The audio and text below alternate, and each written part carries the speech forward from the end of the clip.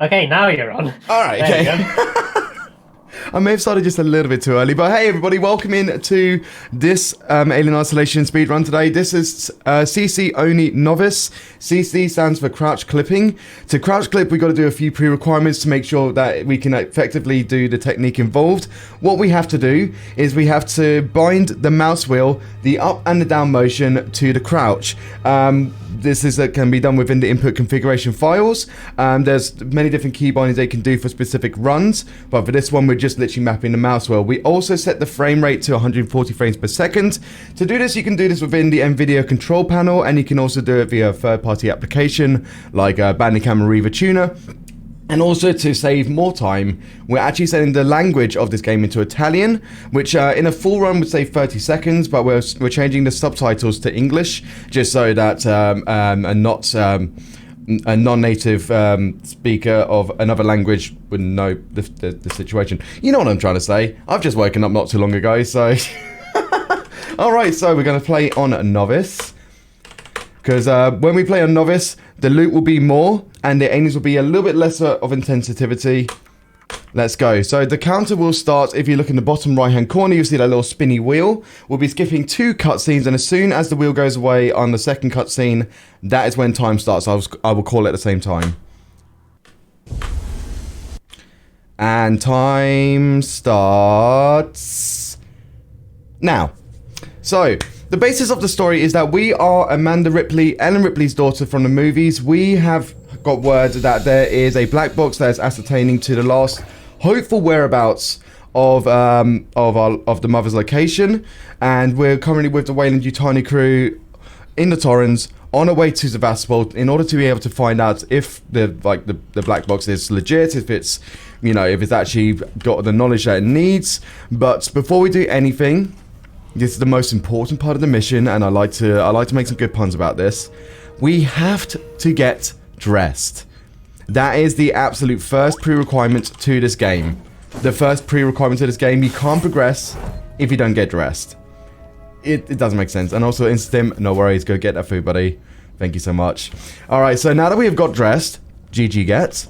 And now we're going to be starting to remove some dialogues as we trigger them. So we're going to go into the point of the dialogue activation and then leaving the area, and that will stop the dialogue and load the new set of dialogue for that character. So we just cross that little point.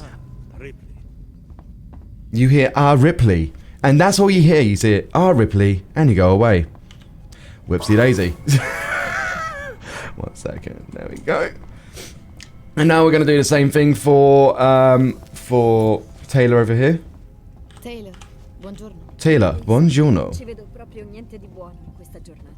And then it's then that dialogue's gone away, and now we're going to go back to Samuel's to load his dialogue. So basically, this dialogue removal is helping to advance more time. We are able to, you know, just hear the dialogue, hear them out for like a second, and then we can just go, hey, your conversation's cool, good. All right, let's go. We have to actually wait for him to finish his dialogue here, and the reason for that is that as soon as we start talking, the objective actually updates. So if you actually were to cross that little boundary that we waited at beforehand, the mission wouldn't update. So that's why we have to be very patient and wait there. I know having to wait in a speedrun is very arbitrary, but for this time around, we have to do that. So what we're going to be doing now is going back through this hallway, and the reason we're doing that is that technically the game is getting confused to where we are. And when the game's getting confused, we have to... it will actually make Samuel's advance a little bit closer towards the briefing room. So in that way, Samuel's will get closer to the briefing room, and then Verlaine's dialogue will start a little bit sooner. We actually hold this door open for Samuel's here because he is known to actually get stuck at this door. He's actually an android, so for some reason, being a robot on a spaceship that's mostly...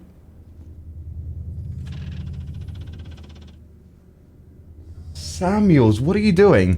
Spero abbiate fatto un buon viaggio. La Torrens è in ottimo He was supposed to go to the right. In turn, he just decided to go to the left of... Ci sta ripagando bene. Ho sentito che Anyway, we're going to be briefed by Verlaine to go over towards... I've never seen that. marathon run before. We're going to be going over to Sebastopol now via spacewalks, but like in the actual cutscene, you'll see our EVA line getting cut. I'm still thrown off by that. So what we're going to be doing is now pressing E on these documents. We're going to be holding E as soon as those dialogues at the top go away, and that's the cutscene skipped. So now we're going to be awaking in the airlock of Sevastopol, taking off our spacesuit, and then enacting the full run, trying to make our way towards finding the black box, but not really, because this isn't any percent, not the old missions, so we're going to be deviating the run extremely quickly after we get in towards mission 3, which is where we'd start to like meet all the humans and then actually find the black box. We're going to be taking a complete different path. So I'm still like, I haven't had a situation like that in a very, very long time. Alright, so when it actually gets into the low opacity here, we're actually going to be turning around and moving our mouse and keyboard over towards the door so that we can actually run over to the door a little bit quickly. So when we get over to this little vent here, we're actually going to be crouching early. The reason that we crouch early here is that it's going to be removing a tutorial and learning how to crouch when we get up to the baggage scanner, so that way we can get a cleaner entry into the baggage scanner and then making our way to the very first point of crouch clipping. We're going to be taking our very first scripted fall damage in a moment. This is like a nice little animation that's provided to you by the game, but as you cross the second plank here, we'll get through to the animation. Scripted fall damage. We're now going to be picking up the first of 3 of the minimum flares that we will need for this run. You only need 3 flares, but this is the first one that you'll pick up. With the keybinds that we've got set, all you need to do is continue to run, look at the flare, tap E a few times, and then you'll pick it up. We'll be binding the key, the top row key 6 to the flares so that we can pick, select the flare a little bit easier later on. So we're now going to be doing crouch clipping. So again, what crouch clipping is the mouse wheel is bound to the crouch button so that we are able to crouch very quickly over a period of time. When you're doing this and also running by holding shift and crouch clipping, you are technically boosting yourself whilst crouching. And when you get that perfect boost and that perfect like point of crouching and boosting together, you actually clip through the door. So what we like to do here is we pre-crouch here just to get like a bit of a easier access to crouching through the door, and then we're going to just start scrolling up and down through the door, and boom, in we go. Now it doesn't matter if you take damage there, but if you take damage there, you know, you took damage. So with these doors here, these have thinner properties than that first door, so we can just do one big swipe up on the mouse wheel and we'll usually just go straight through. I am actually going to be deviating here in comparison to a personal best world record run. You don't actually need to pick up that flare here, but for marathon safety's sake, I'll be picking up a flare there just to help the run out a little bit later. Now, with this crouch clip here, we're going to be going out of bounds and screaming. And then we're going to be holding peak as we fall down, going into a cutscene, and then we have skipped the whole actual cutscene and meeting of him. So there we go. If you were to actually take fall damage in that point, then unfortunately your camera would be fixed and locked. The only way to get rid of that fix and lock would be to use a flare. So it can be a bit tricky if you want to like make sure that you have 3 flares, that you don't have the certainty of the amount of flares.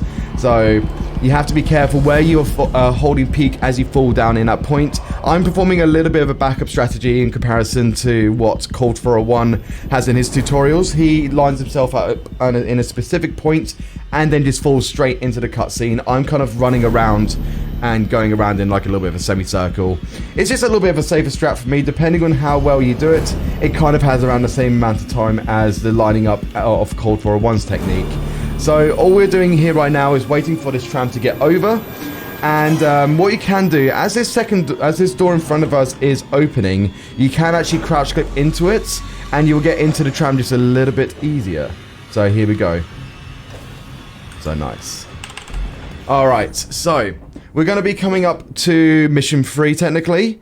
So what's happening here is, in a normal AM run, we'll be turning left and going up towards the main point of the Lawrence Systech Spire.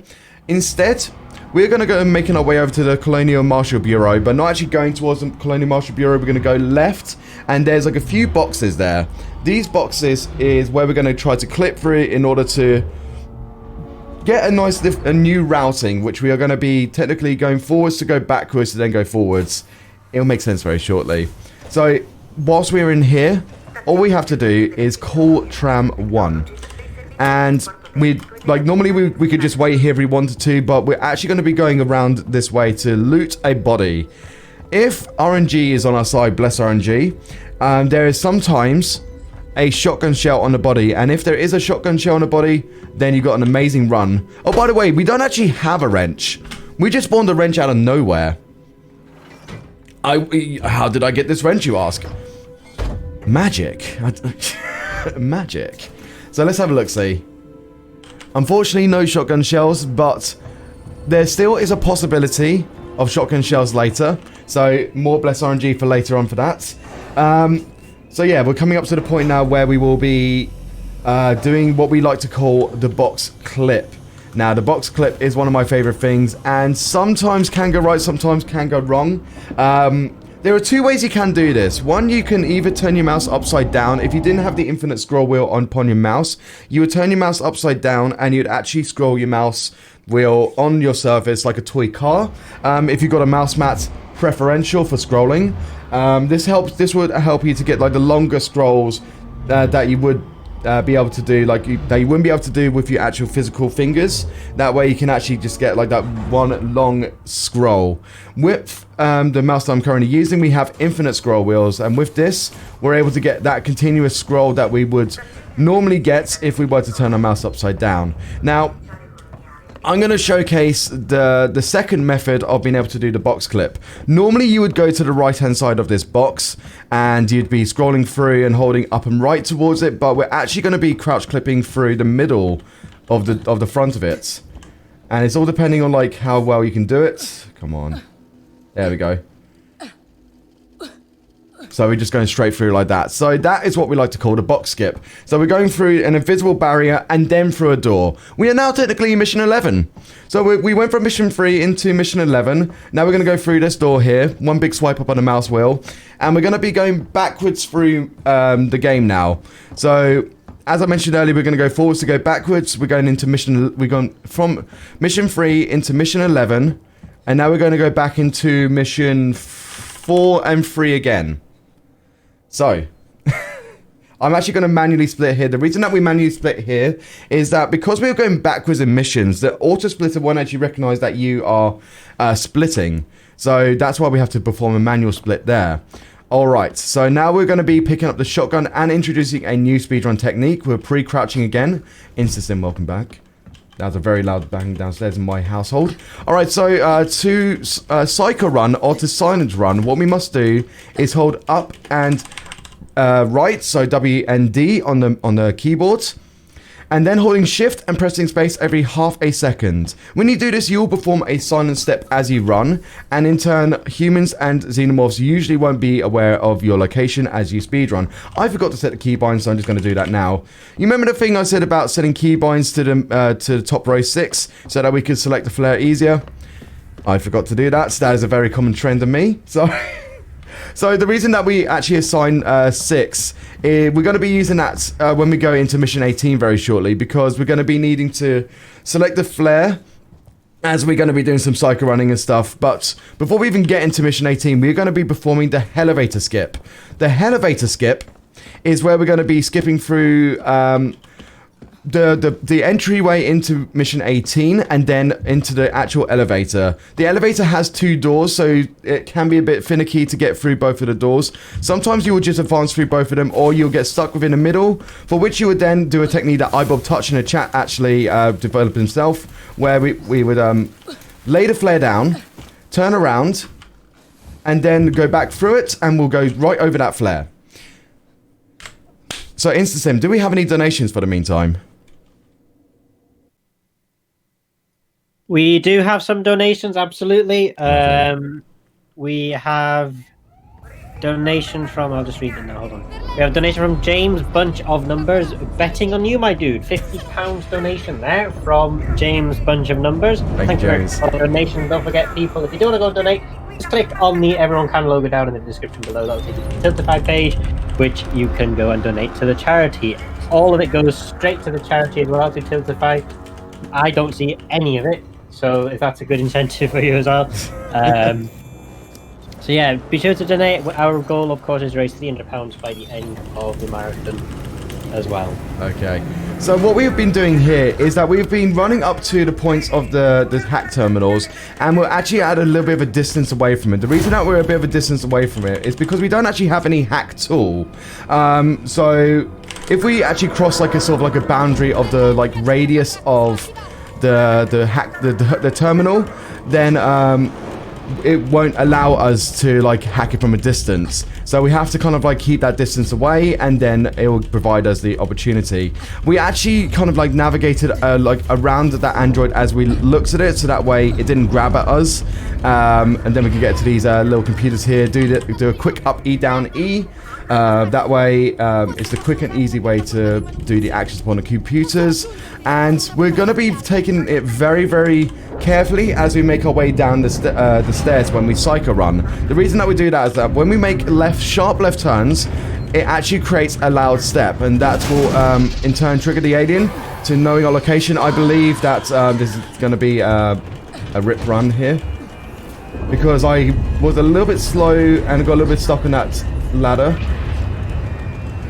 I'm alright. I'm alright. Even though I got...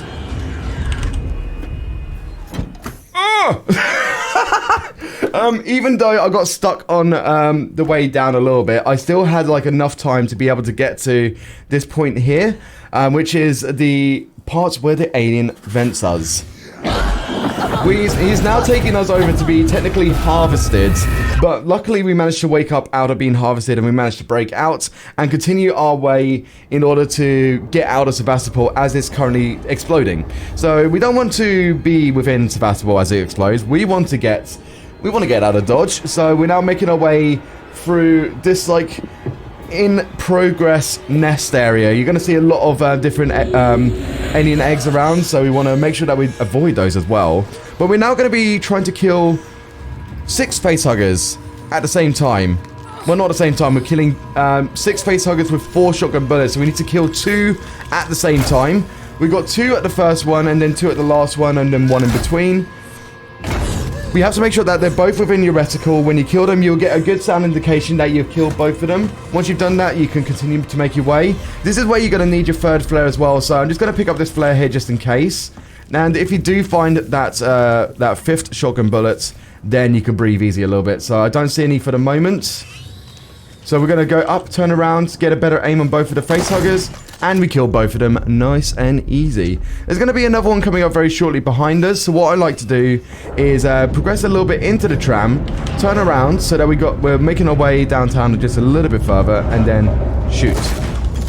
Once you kill it, you will get a kind of like splashback of acid, so that's a good indication of it being killed. I like to wait here as well because this facehugger here can be very, very finicky. Even with flaming it, it can be finicky, so I want to make sure that I am properly shooting at it. We're now going to be removing the xenomorph here from coming down. There's normally 2 xenomorphs that will drop down here. There's one that will come to the right and one that will drop down. So by throwing a flare here, it's a distraction for the xenomorph coming down so that we can just run past this one with absolute ease. The xenomorphs won't notice us, and we can make our way over to the next point of the speedrun. So what we do here is we hover over to this point and we crouch and hold forwards. When we come up from the animation of us like waking up and getting up back on our feet, we'll actually be on the opposite side of an invisible barrier so that we can start to continue to walk through when we normally wouldn't have the functionality to.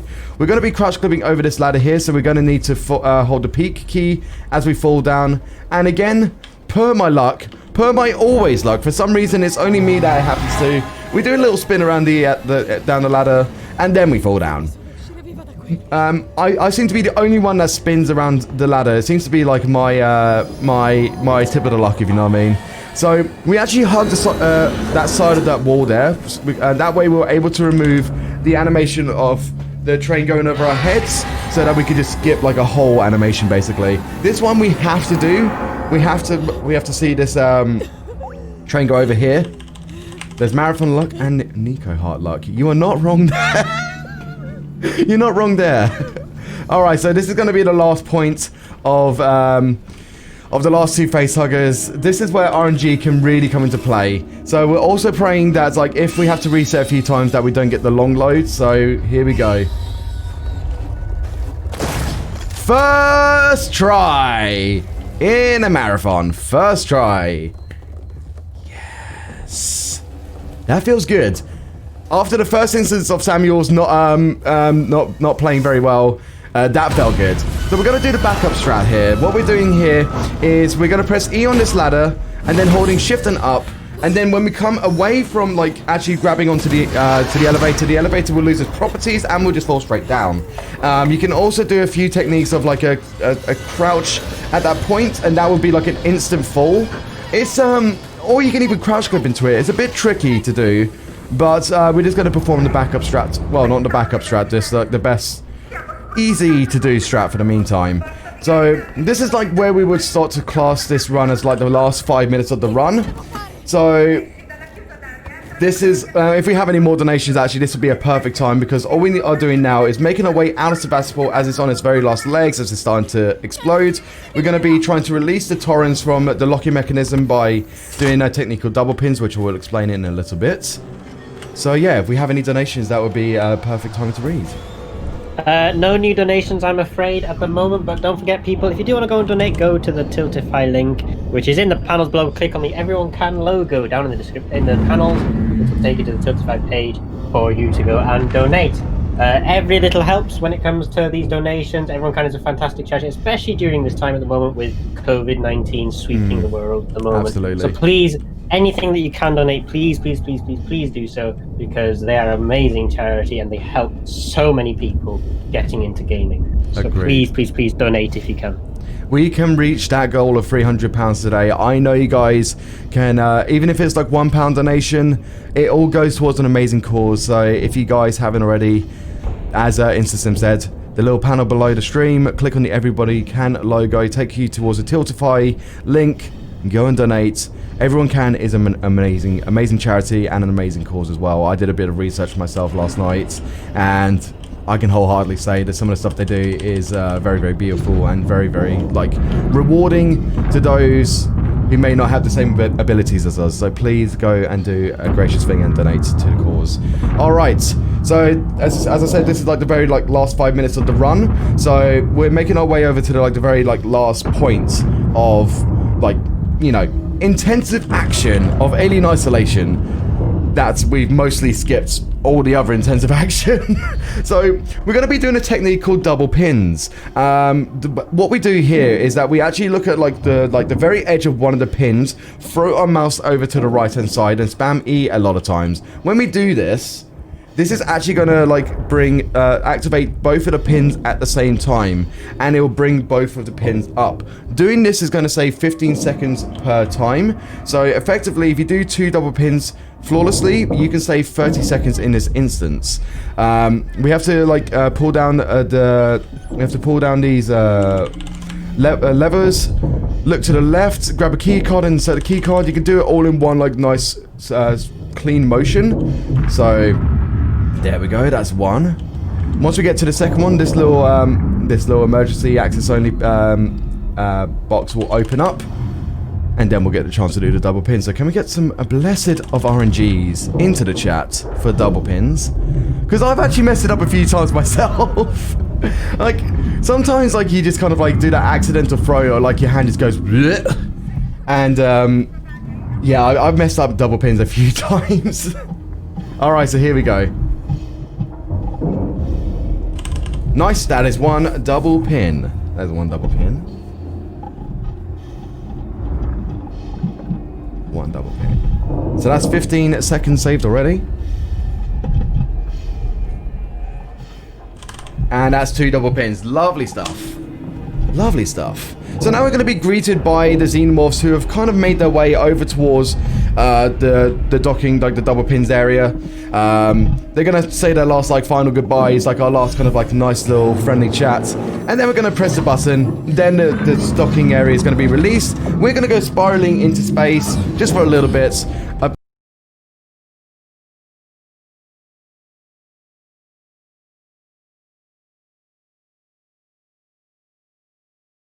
Till we land onto the door of the Torrens, which we're then going to go inside and then try to like get contact back with Verlaine to try to actually get out of Sebastopol and actually make our way back home. I won't spoil what's going to happen next. I won't spoil yet. You'll see very, very shortly. We're going to hold enter as soon as we hit the door here. And that will skip a cutscene. So we're going to pray for fast walk as well. Stream is buffering. I apologize for the stream buffering. My internet is unfortunately terrible. But we did get fast walk. We did get fast walk. So what fast walk is that we randomly get an RNG of if we start to walk just a little bit faster. And we got it, basically. We got it. If that actually saves 8.7 seconds, it's completely RNG if we walk fast or not. So we got that good RNG. We got that good RNG. So we saved 8.7 seconds there. I do apologize about my internet. I do apologize. Unfortunately, that is something that I cannot control. I've got a very bad ISP at the moment. Alright, so as soon as we get ready to hit the button, I'm going to let go of my keys. And that is time. So what we were doing there is we were doing designated keys, like it would give you like a few sort of backwards, left and right, and pressing E, and that would be all you need to do. So there we go. That is any percent CC only novice, and the time on my end was 23 minutes and 21 seconds. That was 6 seconds behind my personal best. So not bad for today, even with Samuel's earlier on, like kind of like going a little bit skew with. I actually reckon if Samuel's wasn't like messing up a little bit in mission 1, that could have actually been a personal best. I actually think it could have been a personal best. I'm actually going to count how long of seconds it could have been, because it seems very, very close. It seems very, very close. Anyway, so that was the run. I do hope you guys enjoyed again. Don't forget to support Everyone Can. Please, in the panels below, go and click on the Everyone Can link. Even if it's a £1 donation, your money goes towards an amazing cause. Please help this this event and support everyone else's runs ahead of time as well. InstaSim, thank you so much for having me, buddy. Not a problem at all. Thank you very much. So time on my end, obviously, I think you do the loadless timing. Yeah, so it would have been 24 minutes and 9 seconds for me. Yeah, I got 24 seconds, 10 seconds again. There's a Perfect. little bit of a discrepancy when it comes to the marathon, the way that it's all timed and Absolutely. stuff. So I should probably mention about that as well, is that like we have within our splitter have a load removal, so that we're able to calculate the in-game time. We do calculate for both the real time and the in-game time because of discrepancies of different hardware like HDD and SSD. So yeah, I just had to clarify that. Yeah, that's absolutely fine, no problem. But obviously, I was doing load with times of loads because No I can't worries. be loadless from the marathon itself. We did actually get a £30 donation in when we said to donate earlier from Oddwell. If Nikoheart can, everyone can. Thank you very much for that donation. Don't forget to go and donate to the charity. Our goal is to reach £300 by the end of the marathon, which ends tomorrow. But £300 is our goal. There are a range of incentives that you guys can donate to as well if you really, really want to. We have some amazing incentives to choose from, so please go and donate if you can. Try and get some of those incentives. Try and get some money for those incentives as well. Absolutely. If we can as well. So thank you very much for the run. Thank you very much for